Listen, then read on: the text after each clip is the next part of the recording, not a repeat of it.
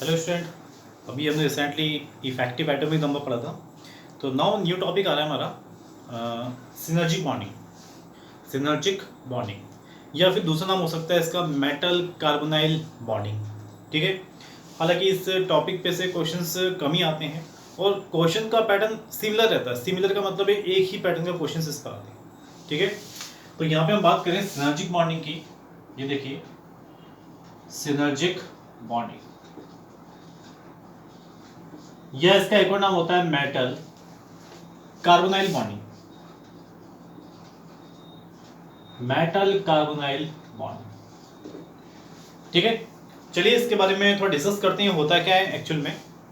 तो synergic bonding है metal carbonyl bonding, ये उसमें होगी जिसमें आपको CO carbonyl as a ligand मिलेगा। इसमें CO आपको एज ए कार्बोनाइल क्या मिले, लिगेंड मिले। ये उसमें बॉन्डिंग होती है कौन सी, मेटल कार्बोनाइल बॉन्डिंग। ठीक है, फॉर एग्जांपल हम बात करें जैसे कि MCO का होल X। अब यहां पे मैंने M कुछ भी हो सकता है, आयरन, वेनेडियम, टाइटेनियम, कुछ भी हो सकता है मेटल। और यहाँ X की वैल्यू भी डिपेंड करेगी। अभी रिसेंटली आपने देखा था इफेक्टिव एटॉमिक नंबर, मैं X की वैल्यू कैसे कैलकुलेट करता था। ठीक है, जब वो EN को फॉलो करे उसके बेसिस पे X की वैल्यू रखी जाएगी। ठीक है, तो मैंने कभी केवल एक पैटर्न ले लिया है जिसमें M मेरे पास एक मेटल है, कुछ भी हो सकता है, CO एक लिगेंड है मेरे पास, कार्बोनाइल लिगेंड्स। तो जब भी ऐसे कॉम्प्लेक्स आपको दिखाई दें तो उसमें जो बॉन्डिंग होने वाली है वो बॉन्डिंग होती है सिनर्जिक बॉन्डिंग या फिर मेटल कार्बोनाइल बॉन्डिंग। अब देखिए एक्चुअल में होता है क्या इन दोनों के बीच में, ये मैंने मेटल ले लिया M, central metal. Central metal के पास में d ऑर्बिटल्स होते हैं। ठीक है, देखा था आप लोगों ने CFT में d ऑर्बिटल्स होते हैं, dxy, dyz, dxz, dx² और dz²। आपने ये भी सुना था CFT में कि कुछ d ऑर्बिटल्स में ऑलरेडी पहले से ही इलेक्ट्रॉन्स पेयर होते हैं जो आने वाले लिगेंड्स के लोन पेयर को रिपेल करते हैं। तो इसके पास मान लेता हूं ऑलरेडी पहले से लोन पेयर रहे होंगे, d ऑर्बिटल्स में ऑलरेडी पहले से लोन पेयर रहे होंगे। ठीक है, और कुछ डिस्टेंस पे लिगेंड है आपके पास CO लिगेंड। ठीक है, कार्बोनाइल लिगेंड, जिसमें आपको पता होगा लोन पेयर किसके पास होता है, कार्बन के पास। तो ये मेरे पास सेंट्रल एटम है मेटल और ये मेरे पास कार्बोनाइल लिगेंड है। ठीक है, अब आप लोगों ने देखा होगा जब भी कोऑर्डिनेशन कंपाउंड्स बनता है तो लिगेंड्स अपना लोन पेयर डोनेट करता है एज ए लुईस बेस और central atom lone pair accept करता है एज ए लुईस एसिड। ठीक है, तो ये मेरे पास में एज ए लुईस एसिड है और ये मेरे पास एज ए लुईस बेस है। ठीक है, तो CO अपना लोन पेयर डोनेट करेगा सेंट्रल मेटल को, क्योंकि कोऑर्डिनेशन कंपाउंड्स के इनिशियल में हमने सीखा था कि लिगेंड्स अपना लोन पेयर देता है, लोन पेयर दिया और यहाँ पे एक कॉम्प्लेक्स फॉर्म हो गया। ठीक है, तो ये तो आप लोगों ने पैटर्न पहले ही सीख रखा है। वैसे भी सेंट्रल मेटल को लिगेंड्स अपना लोन पेयर देता है और बीच में कोऑर्डिनेट बॉन्ड्स बन जाता है। ठीक है, अब यहाँ पे मैं आपको बताता हूँ CO की बात करें। CO की बात करें तो देखिए आप लोगों ने केमिकल बॉन्डिंग पढ़ा होगा। केमिकल बॉन्डिंग में एक थ्योरी आती है मॉलिक्यूलर ऑर्बिटल थ्योरी। वो molecular orbital theory diatomic के लिए वैलिड होती है और उस थ्योरी से हम bond order, bond length, bond dissociation energy निकाल सकते हैं। ठीक है, तो हम इस लिगेंड की बात करें CO की तो ये एक डाई एटॉमिक मॉलिक्यूल है मेरे पास CO। तो इस पे MOT अप्लाई हो सकती है। MOT में देखा होगा आप लोगों ने, ऊपर आता है आपका कौन सा,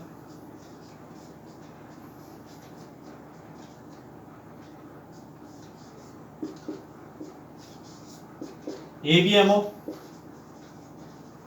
और नीचे आता है आपका कौन सा, BMO। ये आप लोगों ने मॉलिक्यूलर ऑर्बिटल थ्योरी के एनर्जी डायग्राम में देखा होगा, ऊपर होता है ABMO, नीचे होता है BMO। ठीक है, और ये मेरे पास p ऑर्बिटल्स का MOT डायग्राम है। ठीक है, हम इसको डिटेल में तो पढ़ेंगे नहीं अभी क्योंकि केमिकल बॉन्डिंग का टॉपिक है, बस केवल आपको यह ध्यान रखनी है। वैसे भी अब मैं बात करूं CO की, एज ए CO मेरे पास लिगेंड है तो उसका अगर आप MOT बनाएंगे, उसका MOT बनाएंगे तो CO में 2 एटम है, कार्बन और ऑक्सीजन। देखिए दो एटम है कार्बन और ऑक्सीजन इस मॉलिक्यूल में। कार्बन के आउटर शेल में कितने इलेक्ट्रॉन्स होते हैं 2p2 और ऑक्सीजन के आउटर शेल में कितने इलेक्ट्रॉन्स है 2p4। तो मिला के ओवरऑल इलेक्ट्रॉन्स कितने हैं 6। तो ये बताइए 6 इलेक्ट्रॉन्स आप लोगों को ऑफ-बॉ प्रिंसिपल के अकॉर्डिंग भरने हैं। तो वो ऑफ-बॉ प्रिंसिपल के अकॉर्डिंग किस में भरेंगे पहले बीएमओ में। कितने इलेक्ट्रॉन 6। तो बीएमओ मतलब बॉन्डिंग मॉलिक्यूलर ऑर्बिटल। इसमें जब इलेक्ट्रॉन्स भरेंगे तो इलेक्ट्रॉन्स कैसे भरेंगे 1 2 3 4 5 6। ये देखिए 6 इलेक्ट्रॉन्स इसी में ही ऑक्यूपाई हो जाएंगे पूरे। कहने का मतलब सीओ का जब आप एमओटी डायग्राम बनाते हो तो उसका बीएमओ ऑक्यूपाइड हो जाता है किसके थ्रू इलेक्ट्रॉन्स के थ्रू। वैकेंट ऑर्बिटल में जो इलेक्ट्रॉन्स होते हैं उसमें वैलेंस शेल में जो इलेक्ट्रॉन्स होते हैं उसके थ्रू ये ऑक्यूपाई हो जाता है। तो इसके पास कौन सा ऑर्बिटल खाली रह जाता है एबीएमओ। तो कहने का मतलब सीओ मेरे पास एज ए लिगेंड है तो इसके पास एबीएमओ वैकेंट रह गया। एबीएमओ वैकेंट रह गया सीओ के पास। ठीक है तो यहां पे आप देखिए जैसे कि मैंने आपको बताया पहले कॉम्प्लेक्स फॉर्मेशन के ड्यूरिंग लिगेंड्स अपना लोन पे देता है, सेंट्रल एटम अपना लोन पे लेता है। ठीक है लेकिन आप इसमें ध्यान से देखिए सेंट्रल एटम के पास भी लोन पेयर है। और अब अगर आप देखें तो सीओ लिगेंड के पास जो लिगेंड है मेरे पास उसके पास anti bonding molecular orbital vacant है। मतलब इसके पास वैकेंट ऑर्बिटल और अब इसके पास लोन पेयर। तो यहां पर भी डोनेशन होगा। कहने का मतलब सेंट्रल एटम अब अपना लोन पे देगा सीओ के एबीएमओ के अंदर। तो आपने अभी तक की जो थ्योरीज पढ़ी हैं उन सब में यही देखा आपने कि सेंट्रल एटम को लोन पे लिगेंड्स देता है। बट यहाँ पे अगर हम देखें इस बॉन्डिंग में तो लिगेंड्स के पास खुद के पास वैकेंट कौन सा एबीएमओ है और सेंट्रल एटम के पास ऑलरेडी पहले से लोन पेयर है। तो जब वो अपना लोन पेयर देगा अब जो नया बॉन्ड बनेगा उस बॉन्ड को बोलोगे आप कौन सा सिनर्जिक बॉन्ड या फिर मेटल कार्बोनिल बॉन्ड्स। क्या बोलोगे सिनर्जिक बॉन्ड या फिर मेटल कार्बोनिल बॉन्ड्स। ठीक है समझ में आया आप लोगों को। ठीक है अब आगे देखें इस पे हम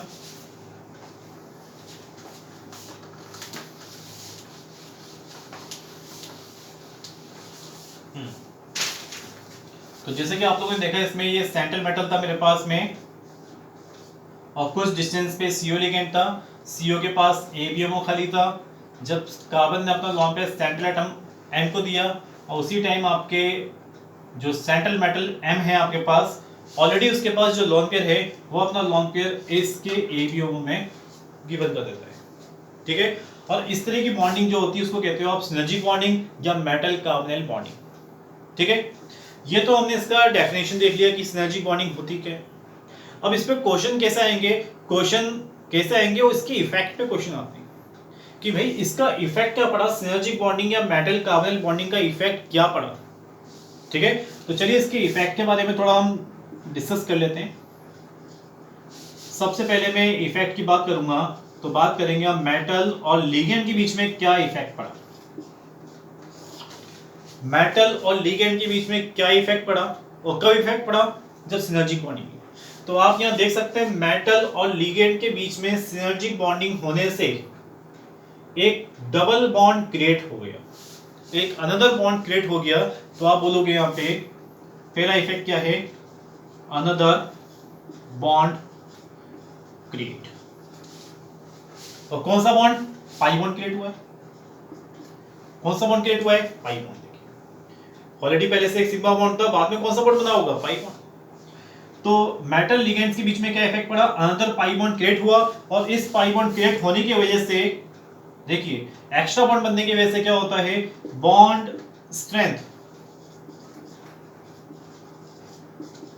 बढ़ जाएगी क्योंकि एक्स्ट्रा बॉन्ड फॉर्म हो गया।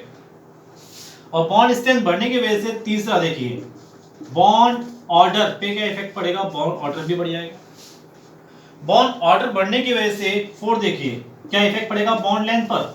तो बॉन्ड लेंथ कम हो जाएगा। आप जानते होंगे बॉन्ड स्ट्रेंथ बॉन्ड ऑर्डर दोनों एक दूसरे के डायरेक्टली प्रोपोर्शनल होते हैं जबकि बॉन्ड लेंथ बॉन्ड ऑर्डर के या बॉन्ड स्ट्रेंथ के क्या होती है इनवर्सली होती है। तो यहां पे हम देखिए मेटल और लिगेंड्स के बीच में क्या इफेक्ट पड़ा है अनदर बॉन्ड क्रिएट हुआ बॉन्ड स्ट्रेंथ बढ़ी तो बॉन्ड ऑर्डर बढ़ा तो बॉन्ड लेंथ पे क्या इफेक्ट पड़ा बॉन्ड लेंथ कम हो गई। ठीक है, ये मेटल लिगेंड्स के बीच में इफेक्ट पड़े। अब हम बात करें लिगेंड्स, जो लिगेंड्स है मेरे पास CO वाला, तो इसके बीच में क्या इफेक्ट पड़ा, मेटल और CO के बीच में क्या इफेक्ट पड़ा वो देख लिया। अब जो CO मेरे पास है उस CO के बीच में आपस में क्या इफेक्ट पड़ा, कार्बन और ऑक्सीजन के बीच में क्या इफेक्ट पड़ा, वो भी इफेक्ट देखना पड़ेगा आपको। तो देखिए फर्स्ट नंबर देखिए, ठीक है। अब मैं जरा आपको इस MOT डायग्राम पे लेके आता हूं और इसमें याद दिलाता हूं, इसमें बॉन्ड ऑर्डर निकालने का एक फॉर्मूला होता था NB - NA/2। आपको याद आ रहा होगा, बॉन्ड ऑर्डर निकालने का इस पे फॉर्मूला था NB - NA/2, जहां पे NB होता था number of electrons in BMO, Na होता था number of electrons in ABMO। तो आप ये बताइए, जब मेटल ने अपना लोन पेयर दिया किसमें, CO के ABMO के अंदर, ठीक है, सिनर्जिक बॉन्डिंग हुई तो क्या हुआ, सिनर्जिक बॉन्डिंग होने पर सेंट्रल मेटल ने जो ऑलरेडी लोन पेयर था वो CO के ABMO में गिवन किया। जब CO के ABMO में गिवन किया तो ये ABO में इलेक्ट्रॉन्स बढ़ेंगे, तो Na का वैल्यू क्या होगा, बढ़ेगा, और Na का वैल्यू बढ़ेगा तो बॉन्ड ऑर्डर पे क्या इफेक्ट पड़ेगा, बॉन्ड ऑर्डर कम होगा। क्यों, ये नेगेटिव साइन है यहाँ पे। तो आप केमिकल बॉन्डिंग में जो MOT थी उसके अकॉर्डिंग देख सकते हो, CO के बीच में क्या इफेक्ट पड़ रहा है, जब मेटल ने उसको लोन पे दिया तो ABMO में इलेक्ट्रॉन्स ऑक्यूपाई हुए, और जब इलेक्ट्रॉन्स आए Na में तो Na की वैल्यू बढ़ी, बॉन्ड ऑर्डर पे क्या इफेक्ट पड़ा, बॉन्ड ऑर्डर कम हो गया। तो आप बोल सकते हो यहाँ पे बॉन्ड ऑर्डर डिक्रीज होगा। बॉन्ड ऑर्डर डिक्रीज होगा तो बॉन्ड स्ट्रेंथ पे क्या इफेक्ट पड़ेगा, ये भी डिक्रीज होगी, क्योंकि बॉन्ड और बॉन्ड स्ट्रेंथ क्या होते हैं, दोनों डायरेक्टली होते हैं। तीसरा, बॉन्ड लेंथ पे क्या इफेक्ट पड़ेगा, बॉन्ड लेंथ बढ़ जाएगी।